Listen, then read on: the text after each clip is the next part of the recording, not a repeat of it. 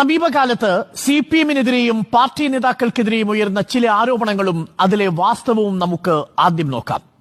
ഏറ്റവും ഒടുവിലായി വന്നത് PSC അംഗത്വത്തിന് മന്ത്രി PA മുഹമ്മദ് റിയാസിന്റെ പേരു പറഞ്ഞ് പണം വാങ്ങിയെന്ന വിവാദമാണ്. എന്നാൽ ആ വിവാദം കത്തിച്ചു നിർത്തിയവർ പരാതി നൽകിയത് മുഹമ്മദ് റിയാസ് ആണ് എന്നത് മറച്ചുവെക്കുന്നു എന്നതാണ് CPMന്റെ ആരോപണം. KSEBയിൽ വൈദ്യുതി വിച്ഛേദിച്ചത് മാത്രം ചർച്ചയാവുകയും ഒരു പകലും ഒരു രാത്രിയും മുഴുവൻ ആ വാർത്ത പ്രചരിപ്പിക്കുകയും ചെയ്തു. എന്നാൽ യൂത്ത് കോൺഗ്രസ് പ്രവർത്തകന്റെ അക്രമം മറച്ചുവെക്കുന്നു എന്നതാണ് മറുഭാഗം. CMRL വിവാദത്തിലടക്കം മുഖ്യമന്ത്രിക്കെതിരെ അഴിമതി ആരോപണത്തിന്റെ ശരങ്ങൾ എയ്യുന്നു.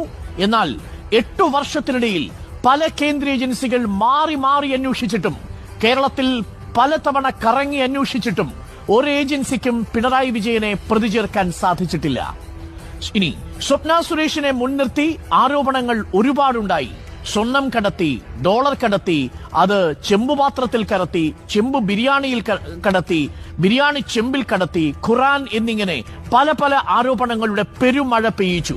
വാസ്തവം ഇതിലൊന്നിലും CPMന്റെ നേതാക്കളെ പ്രതി ചേർക്കാൻ സാധിച്ചില്ല കേന്ദ്ര അന്വേഷണ ഏജൻസികൾക്ക്. നിലവിൽ സ്വപ്ന സുരേഷ് ചിത്രത്തിലേയില്ല. SFIയുമായി ബന്ധപ്പെട്ട വാർത്തയിൽ SFI അക്രമം നടത്തുന്ന സംഘടനയെന്ന് വ്യാപകമായി പ്രചരിപ്പിക്കാൻ ഒരു ശ്രമമുണ്ടായി. എന്നാൽ അതേസമയം മട്ടന്നൂരിലെ പഴശ്ശിരാജ കോളേജിലടക്കം മറ്റു സംഘടനകളും അക്രമം നടത്തുന്നു എന്നത് SFIയുടെ പ്രവർത്തനങ്ങളെ കാണുന്നവർ കാണാതെ പോയി. സംസ്ഥാന സർക്കാർ പെൻഷൻ കൊടുക്കുന്നില്ല എന്നത് വൻ പ്രചരണ വിഷയമാക്കി മാറ്റി മറിയക്കുട്ടിയുടേതടക്കമുള്ള വിഷയങ്ങൾ പ്രചരണത്തിന് ഉപയോഗിച്ചു. വാസ്തവം മറുഭാഗത്ത് കേന്ദ്രവിഹിതം കിട്ടാത്തത് മറച്ചുവെക്കുന്നു എന്നതും. കേന്ദ്ര സർക്കാർ സംസ്ഥാനത്തിന് പ്രത്യേക സാമ്പത്തിക സഹായം അനുവദിച്ചു എന്നത് വ്യാപകമായ പ്രചരണമാക്കി മാറ്റി.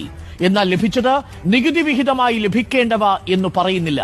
നികുതി വിഹിതം 2736 കോടി രൂപ, IGSTയുടേത് സെറ്റിൽമെന്റിനായുള്ള 1386 കോടി രൂപ, കേരളത്തിന് അർഹമായ 13650 കോടി രൂപയുടെ വായ്പാനുമതി കേന്ദ്രം നിഷേധിച്ചത് മറച്ചുവെക്കുന്നു. AKG സെന്റർ ആക്രമണത്തിൽ CPM ആസൂത്രണം ചെയ്തത് എന്ന നിലയിൽ മാസങ്ങളോളം സംസാര വിഷയമാക്കി. ചർച്ച കിട്ടിയോ എന്ന് ചോദ്യങ്ങൾ ചോദിച്ചു. ഒടുവിൽ പ്രതികളെ പിടിച്ചപ്പോൾ അവർ കോൺഗ്രസ് പ്രവർത്തകരാണ് എന്ന് വന്നപ്പോൾ അതിന് ആദ്യം കൊടുത്ത പ്രചാരം നൽകാതെ പോയി.